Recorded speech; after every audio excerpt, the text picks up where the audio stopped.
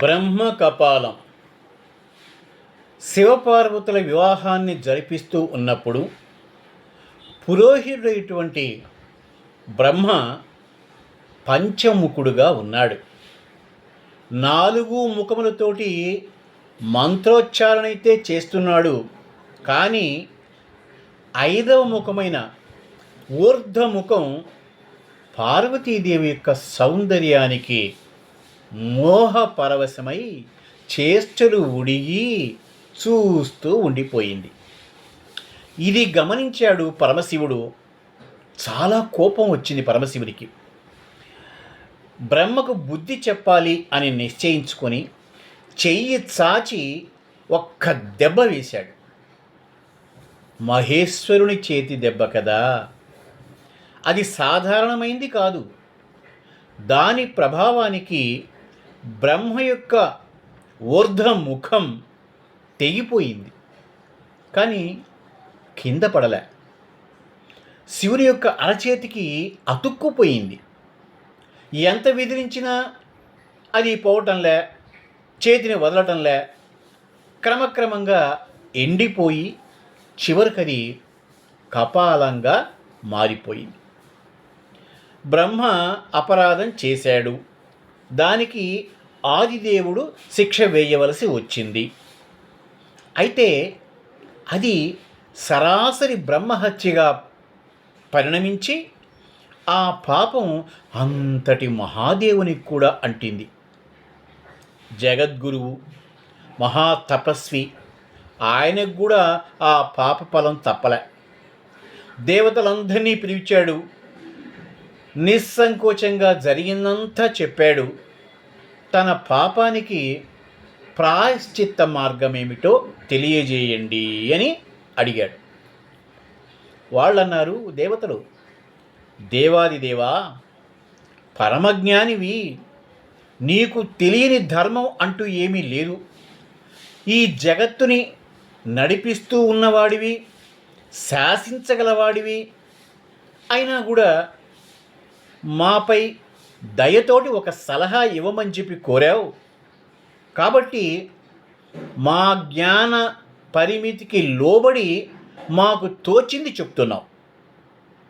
ఈ కపాలాన్ని భిక్షాపాత్రగా భావించి ఇంటింటికి తిరుగుతూ ప్రతి చోట నీ పాపం ఏమిటో చెప్పుకొని భిక్షం అడుగుతూ వెళ్ళు. కొంతకాలానికి ఆ పాపం తరిగిపోయి ఈ కపాలము రాలిపోవచ్చు అని సూచించారు దేవతలు. అది బాగా నచ్చింది ఆ సూచన పరమశివునికి. భిక్షువుగా మారాడు. ముల్లోకాలు తిరుగుతూ, అలా తిరుగుతూ మళ్ళీ తన వివాహం జరిగిన చోటుకే చేరాడు. హిమాలయ పర్వతాలలో తాను పూర్వం కేదారేశ్వరుడుగా అవతరించి ఉన్నాడు. అందుకే సంతసించేటువంటి మామ హిమవంతుడు ఆ ప్రాంతాల్లో ఉన్నటువంటి శిఖరాలను, నదులను ఆయనకి, శివునికి కానుగ్గా ఇచ్చేశాడు.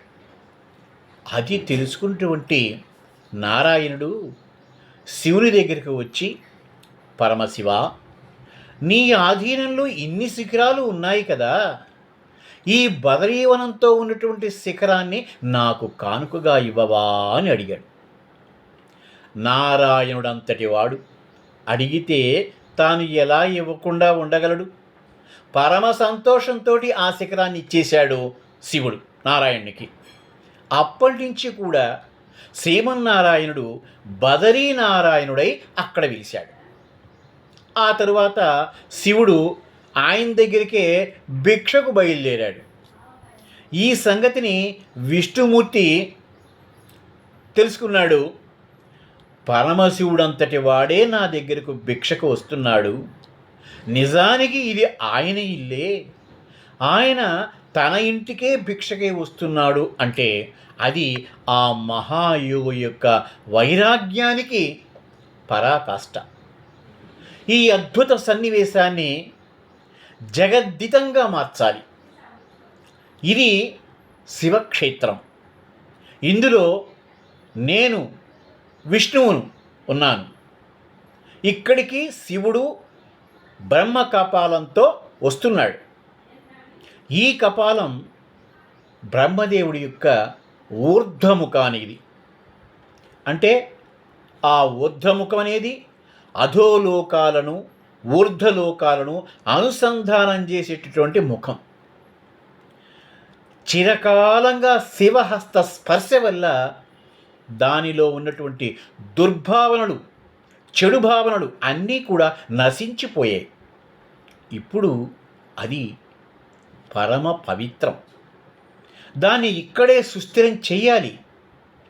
దానికి తోడు నా శక్తి, శివశక్తి ఇక్కడ కలిసి ఉన్నాయి అని భావిస్తూ విష్ణువు శివునికి ఎదురేగి ఆయన కపాలంలో భిక్ష వెయ్యసాగాడు.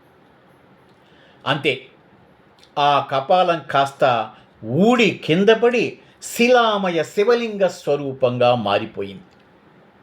అప్పటి నుంచి బదరీనారాయణ స్వామి సన్నిధిలో ఉన్నటువంటి శివలింగ రూపధారి అయిన బ్రహ్మ కపాలం మహాక్షేత్రమైంది. తమ పితృదేవతలను పునరావృత రహిత శాశ్వత బ్రహ్మలోకానికి పంపించుకునే వాళ్ళకి రాజమార్గమై నిలిచింది. ఓం నమః శివాయ.